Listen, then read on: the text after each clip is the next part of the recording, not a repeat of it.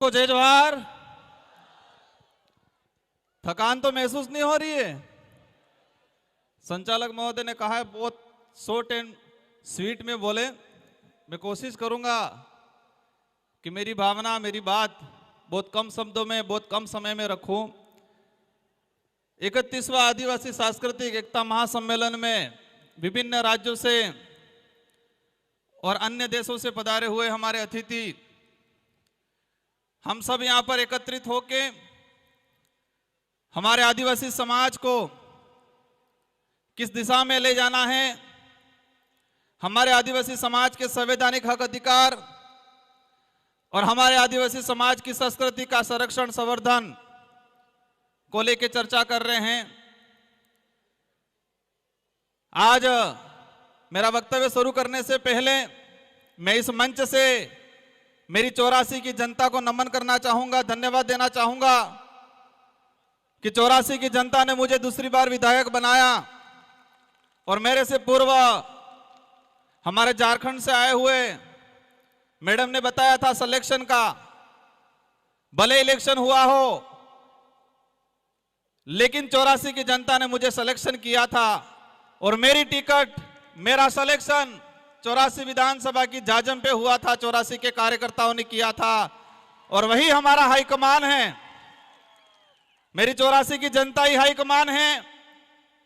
मेरी 84 की जनता ही टिकट भी देती है और वोट भी देती है और इसी बदौलत 1,11,000 वोट मुझे मिले और राजस्थान के अंदर मैं दूसरी बार विधायक बना और हाईएस्ट वोटों से परसेंटेज के मामले में 1 नंबर और बाकी संख्या के मामले में दूसरे नंबर पे मेरा नंबर रहा। इसके लिए मैं 84 की जनता को धन्यवाद देना चाहता हूं। आज देश में हो क्या रहा है,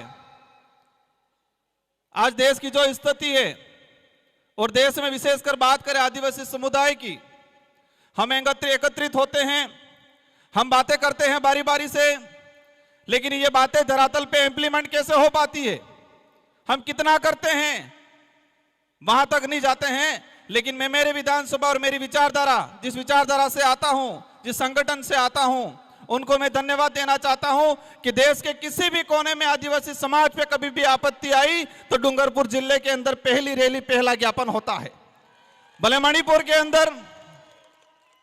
के अंदर मामला हुआ और हम दावे के साथ कहते हैं कि पूर्वी भारत में अगर कहीं रैली हुई होगी, लेकिन दक्षिणी राजस्थान के अंदर या इस वाले इलाके के अंदर डूंगरपुर में पहली रैली और पहली ज्ञापन मणिपुर के मामले को लेके हुआ। हसदेव वाला मामला हुआ, हसदेव का जो प्रकरण हुआ पिछली बार हुआ तो डूंगरपुर के अंदर सबसे पहले ज्ञापन और रैलियां हुई। किसी भी प्रकार के कोई भी केवड़िया का मामला हुआ, केवड़िया का जैसा मामला हुआ, हमारे संगठन के लोगों ने डूंगरपुर जिले, उदयपुर संभाग के अंदर और विशेषकर हम हर बार पूरे बिल प्रदेश के एरिया के अंदर सभी जो उपखंड कार्यालय हैं वहां पर ज्ञापन देने का काम करते हैं। वो इसलिए होता है हर बार क्योंकि आदिवासी समाज की, हमारे आदिवासी परिवार की एक विजन बुक है और इस विजन बुक के तहत आदिवासी परिवार की सिलेक्शन प्रणाली और सिलेक्शन प्रणाली से हमारा विधायक और हमारा प्रधान चुना जाता है। तो वो विधायक, मैं खुद मान लो, हम जनता के प्रति जवाबदेही है, न कि हाईकमान के प्रति, क्योंकि जनता ही, हमारी क्षेत्र की जनता हमारा सिलेक्शन करती है तो हम जनता के प्रति जवाबदेही हैं। तो ये व्यवस्था पूरे देश के अंदर आदिवासी जहाँ हैं वहां पर ये होना चाहिए। आज हम बातें कर रहे हैं कि हमारे पूर्वज ने इतना बलिदान दिया।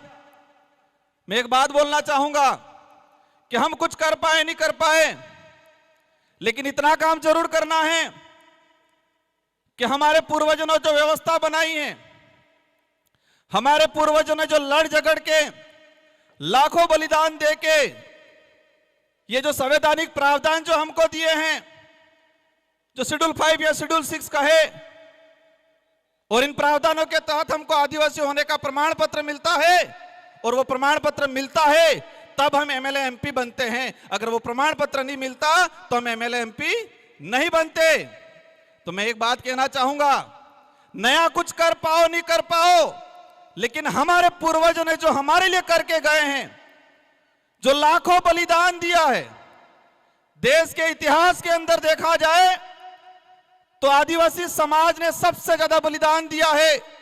भले उस समय राजा रजवाड़े हो, मुगल हो, अंग्रेज हो, लाखों बलिदान देने के बाद इस संविधान के अंदर हमारे संवैधानिक प्रावधान मिले हैं। जो कल्चर बचा हुआ है, जो हमारी पहचान बची हुई है, वो भी हमारे पुरखों की बदौलत बची हुई है। तो हम नया कुछ नहीं कर पाएंगे ऐसा लगता है, लेकिन जो हमारे पुरखों जो हमको विरासत में दे के गए हैं, कम से कम उसका संरक्षण करने का काम जरूर करना। मुझे लगता है देश के अंदर जो हालात हैं, हमारे समाज के जो जनप्रतिनिधि हैं, हमारे समाज के जो सर्टिफिकेट लगा के कर्मचारी बने हैं, उनको समाज की बात आती है तब समय नहीं मिलता है, लेकिन उनकी लुगाई के लिए घाघरा लेने जाना होता है, पूरे बाजार में 4-5 दुकानें घूम जाएंगे वो। लेकिन उस कर्मचारी, उस नेता को समझना पड़ेगा कि जिस सर्टिफिकेट लगा के मैं विधायक बना हूं, प्रधान बना हूं, सरपंच बना हूं, जिस सर्टिफिकेट को लगा के मैं अधिकारी कर्मचारी बना हूं, वो सर्टिफिकेट लाखों आदिवासियों के बलिदान के बावजूद हमको वो सर्टिफिकेट मिला है। ये बात समझनी पड़ेगी। आज आंदोलन हो रहे देश के अंदर, जहां पर जहां आपत्ति आई, आज हसदेव को लेके हो रहा है। हम हसदेव के आसपास से लोग आके मंच पे हम समाज की बात कर लेते हैं, लेकिन उसके लिए लड़ कितना रहा है पूरे देश के अंदर।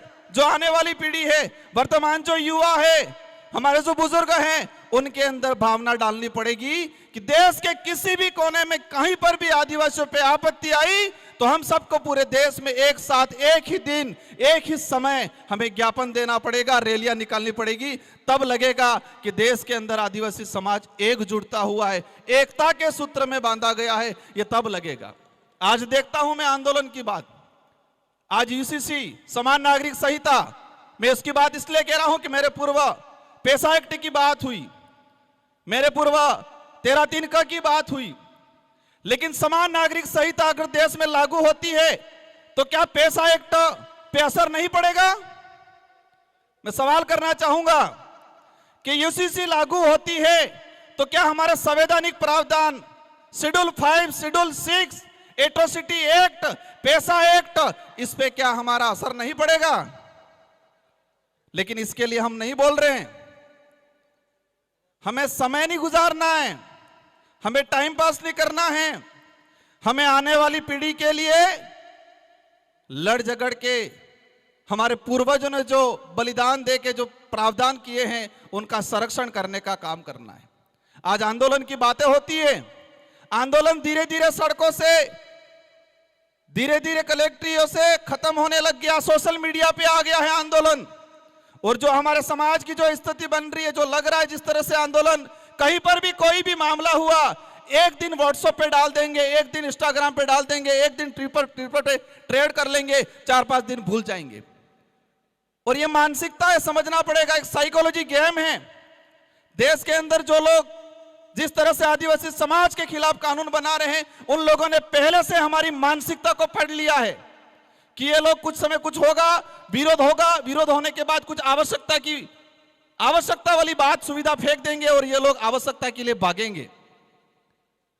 आज देख रहे हैं हम, एक दिन होता है, 2 दिन होता है, लेकिन सड़कों से आंदोलन, कलेक्ट्रेट से आंदोलन, विधानसभा से आंदोलन खत्म हो रहा है। और यही स्थिति रही 10 साल बाद। किसी भी मामलों को लेके किसी सड़क पे 5 लोग आंदोलन नहीं करेंगे, सोशल मीडिया पे लाखों आंदोलन कर लेंगे। और बड़े बड़े लीडर भी ये देखते हैं सुबह शाम कि मेरे कितने फैन फॉलोवर हैं, 2-4 लाख हो गए, 5 लाख हो गए, तो अपने आप बड़ा लीडर मान लेता है वो। किसमें मानते? समाज सेवी किसमें मानने लग गए हम कि फेसबुक, इंस्टाग्राम, ट्विटर पे हमारे फॉलोवर बढ़ गए तो हम बड़े समाज सेवी हो गए, यही मान रहे हैं आज। और इसी पे आंदोलन हो रहा है। और यही स्थिति रही तो आने वाले 10 साल बाद किसी भी, कितना भी अत्याचार हो जाएगा, लेकिन सड़कों पे 100 लोग इकट्ठे नहीं होंगे। ये आदत में परिवर्तन करना पड़ेगा हम लोगों को। और आज देश के अंदर जो स्थिति बनी हुई है, हमें सबसे पहले यह तय करना है कि हमको सुविधा के लिए लड़ना है या स्वाभिमान या अधिकार के लिए लड़ना है। देश के अंदर हम सुविधा के लिए लड़ रहे हैं, आवश्यकता के लिए लड़ रहे हैं, लेकिन अधिकार और स्वाभिमान की लड़ाई नहीं लड़ रहे हैं। और हर मंच पे एक ही बात होती है, अगर स्वाभिमान या अधिकार की बात करेंगे तो आवश्यकता और सुविधा नहीं मिलेगी। और यही हो रहा है। ये माइंड गेम है कि देश के आदिवासियों को आवश्यकता की लड़ाई लड़वाओ, देश के आदिवासियों को उनको जो उपयोग में दैनिक दिनचर्या में आने वाली चीजें या शौचालय बाथरूम की आवश्यकता की लड़ाई लड़ रहे हम लोग। अधिकार की लड़ाई, स्वाभिमान की लड़ाई नहीं लड़ते। और कई मंचों पे देखा है मैंने, आवश्यकता की बात करो सब स्वीकार करेंगे, लेकिन अधिकार और स्वाभिमान की बात करते हैं तो वहां पर लगता है ये बात नहीं करनी चाहिए। भाइयों, अगर स्वाभिमान और अधिकार की लड़ाई नहीं लड़े तो आने वाले समय में जानवर और हमारे में कोई अंतर नहीं रहेगा। क्योंकि आवश्यकता की लड़ाई जंगल में रहने वाली सियार भी लड़ती है कि मुझे कब खाने का मिल जाए मैं खा लूं, और उसका पेट भर जाता है, वो सो जाती है, और फिर जरूरत पड़ती है, इसको आवश्यकता है, इसको पेट को आवश्यकता पड़ी, वापस शिकार पे निकल जाती है और जब भी मिलता है खा के सो जाती है। तो हमें तय करना है कि स्वाभिमान की लड़ाई लड़नी है, अधिकार की लड़ाई लड़नी है, या फिर आवश्यकताओं की लड़ाई लड़नी है। और देश में मैंने कई इतनी कम उम्र में देखा मैंने कि हम आवश्यकता की लड़ाई पे ज्यादा फोकस कर रहे हैं, स्वाभिमान और अधिकार की लड़ाई पे ज्यादा फोकस नहीं कर रहे हैं। आज देश की जो स्थिति बन रही है, आज हम जनप्रतिनिधि, मैं खुद भी अपने आप को जिम्मेदार मानता हूं, और मैं हर हमेशा कोशिश करता हूं कि मेरे समाज के लिए, मेरे क्षेत्र के लिए और आने वाले भविष्य के लिए लड़ाई लड़े। वक्त ज्यादा हो गया है, लेकिन इस पांडाल में विराजमान अन्य सभी राज्यों से आए हैं, मैं सभी से अनुरोध करना चाहूंगा कि जब तक हक और स्वाभिमान की लड़ाई लड़ने वाला आपका लीडर नहीं जाएगा, तब तक इस क्षेत्र का, इस समाज का, आने वाले भविष्य का कुछ नहीं होगा। जब तक अब आवश्यकता की लड़ाई लड़ने वाला लीडर विधानसभा, लोकसभा में भेजोगे, तब तक आने वाला भविष्य गर्त में जाता दिखेगा आप सबको। और इसके जिम्मेदार हम सब होंगे। हम दूसरे समाज को, दूसरे नेताओं को जिम्मेदार ठहराते हैं, लेकिन इसके जिम्मेदार हम सब होंगे। क्योंकि वो तो दूसरा लीडर तो किसकी बजाएगा? हाईकमान की, क्योंकि टिकट हाईकमान से मिलती है। और ये ताकत रखो, और हमारे डूंगरपुर 84 वालों से सीखना पड़ेगा। मैं बड़ी बात नहीं कर रहा हूं, लेकिन पूरे राजस्थान के अंदर एक शानदार परिणाम दिया है, बहुत कम समय में, बहुत कम खर्चे में। और यह शिक्षा है कि वहां पर कुछ भी हो जाए, उस क्षेत्र की जनता जो चाहेगी वही होगा। क्योंकि वो स्वाभिमान की लड़ाई लड़ना सीख गया है, वो अधिकार की लड़ाई लड़ना सीख गया है। और हमारी क्षेत्र की जनता को पता है कि स्वाभिमान और अधिकार की लड़ाई हम लड़ लेंगे तो आवश्यकता तो अपने आप पूरी हो जाएगी। इन्हीं शब्दों के साथ आप सबको धन्यवाद, आभार। जय जोहार, जय भारत, जय आदिवासी।